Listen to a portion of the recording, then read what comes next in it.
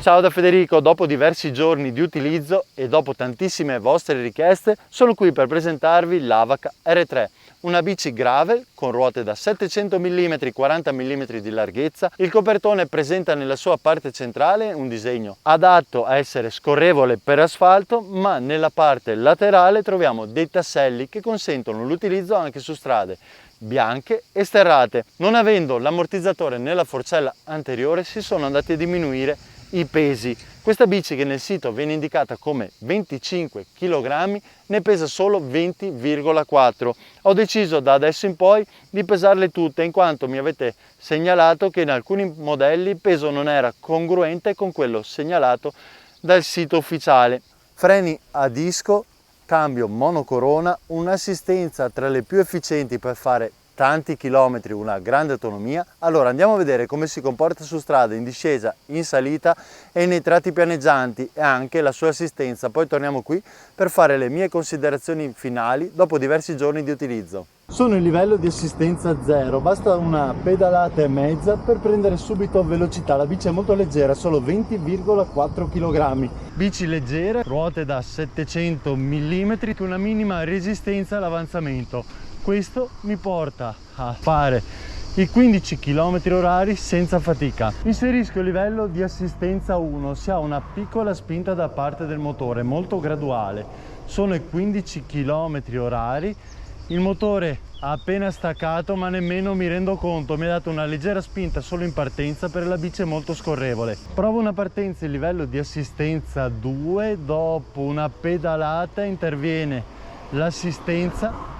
Sensore di cadenza presente in questa bici, devo essere sincero, è molto leggera da muovere, quindi si muove facilmente. Mi porto 18 km/h con una leggerissima pressione dei pedali. Per un uso cittadino, questa bici, essendo così leggera, solo 20 kg, mi permette di muoverla agilmente e facilmente. Solo in livello di assistenza 2 riesco ad andare a 20 km/h senza fatica. Inserisco il livello di assistenza 3. Sono sempre in un rapporto medio, arrivo all'incirca ai 22 km/h, livello 4 e 5 se non si vuole una spinta maggiore, servono per la salita. La bici arriva limitata ai 25 km/h, elettronicamente il motore è limitato a 250 watt nominali. Si può andare a sbloccare la velocità massima, alcuni di voi me lo chiedono per l'utilizzo in strade private. Sono in livello di assistenza 5, dopo una pedalata interviene subito l'assistenza. Andiamo a vedere qual è la velocità massima senza far fatica, quindi dando una leggera spinta sui pedali. Sono in un attimo ai 30 km/h, il motore è molto graduale, 33. Adesso sta aumentando più lentamente, arriva tranquillamente ai 36, 37 km/h senza far fatica in piano. Il sensore di pedalata di cadenza e quindi non di coppia, ma è stato regolato per compiere veramente tanti chilometri, un'alta autonomia. Lo si capisce subito perché viene erogata la potenza veramente molto graduatamente, mai brusca, per conservare al meglio la durata della batteria. È già da un po' che sto affrontando una salita con una pendenza media del 5%, ora sono su un tratto più pendente, in una salita del 10-13%, livello di assistenza 5, uno dei rapporti più agili. Riesco ad andare su a 9 km/h imprimendo un po' di forza nei pedali. Penso che questo sia il limite per questo motore. Vado a testare l'efficienza dei freni. Sono due freni meccanici da 160 mm, sono una velocità di 28, 29, 32. Proviamo una frenata, mio peso di 85 kg. Una bella frenata efficiente, efficace. Per essere dei freni meccanici vanno veramente molto bene. Proviamo un'altra frenata, raggiungo una velocità maggiore, 40, 41, 42 km/h. Vado a premere i freni, sono in discesa, ottima frenata. Come si comporta su starato? Un bel fondo in ottime condizioni, si comporta in modo stabile, ha un ottimo controllo, non è ammortizzata, ma le ruote, copertoni con una buona quantità d'aria attutiscono le vibrazioni che si hanno su terreni comunque così in buone condizioni. Punto di forza è certamente il design. Ci sono 3 colori disponibili: grigio, bianco o verde. Questo verde è anche un colore metallizzato, comunque che ha dei bellissimi riflessi, è veramente molto particolare e mi piace tantissimo. Troviamo una sella ergonomica e ben imbottita, ricordiamoci che siamo su una fascia di prezzo veramente bassa e comunque i componenti sono di qualità. Andiamo a vedere le sue caratteristiche specifiche. Un motore a mozzo posteriore da 350 watt di tipo senza spazzole, brushless, quindi di ultima generazione, abbinato a una batteria da 36 volt e 12,5 Ah, quindi abbiamo una batteria da 450 Wh. La batteria è rimovibile, vengono date 2 chiavi in dotazione, c'è una serratura a lato del telaio. Una volta che abbiamo tolto la batteria possiamo ricaricarla in casa. Sono presenti anche 4 LED che ci vanno a indicare lo stato di carica.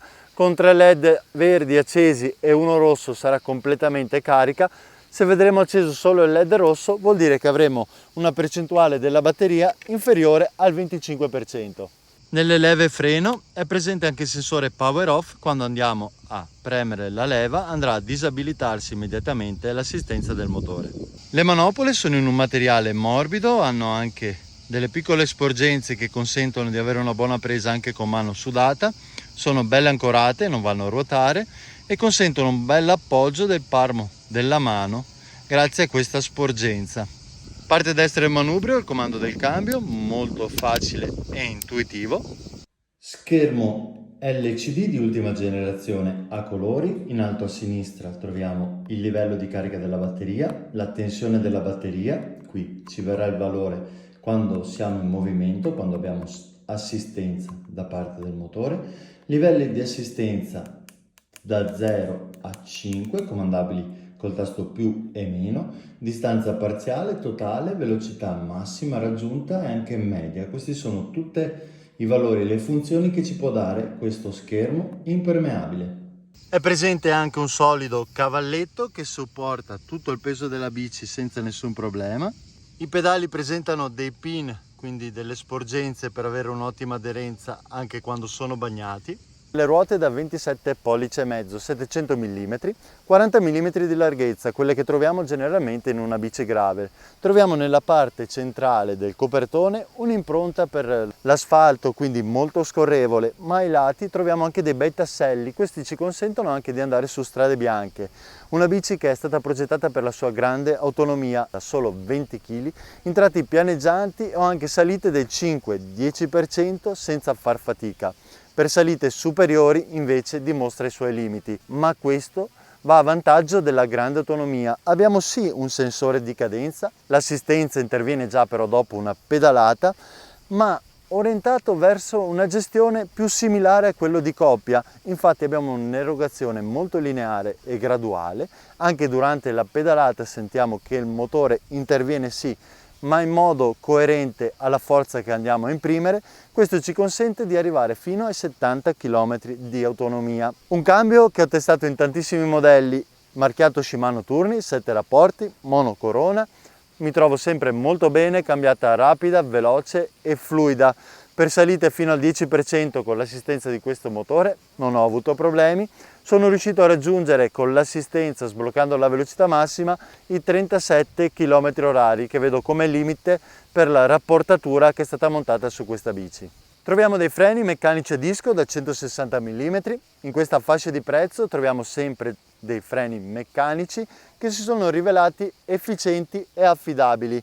Anche in discese con grandi pendenze mi hanno permesso di fermarmi anche in discesa col mio peso di 85 kg in modo efficiente e rapido. Arriva completamente legale a casa vostra, motore bloccato elettronicamente a 250 watt nominali, acceleratore non funzionante. Troviamo un acceleratore a pollice, la bici quando arriva è disabilitato, quindi in regola con le normative. Volendo si può facilmente scollegare, c'è una grugola, una volta svitata si può andare a staccare dalla manopola. Basterà semplicemente andare ad aprire il cavo rapido. Velocità massima bloccata a 25 km/h, perfettamente a norme di legge.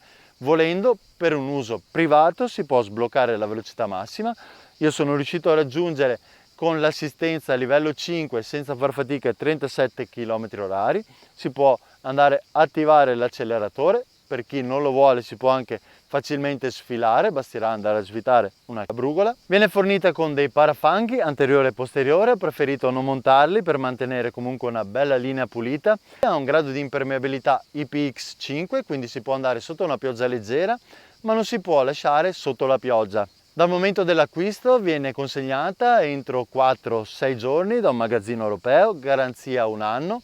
C'è anche un supporto online nel caso aveste delle domande.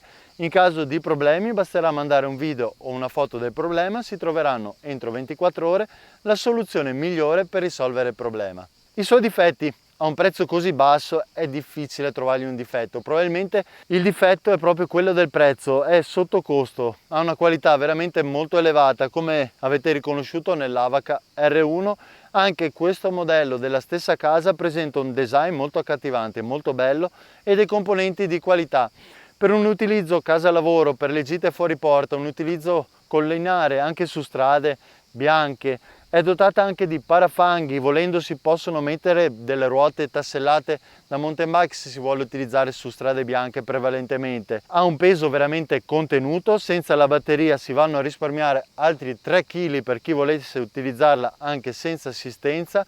Nell'insieme mi è veramente piaciuta. Spero che questa recensione vi sia stata utile. Alla prossima, ciao da Federico.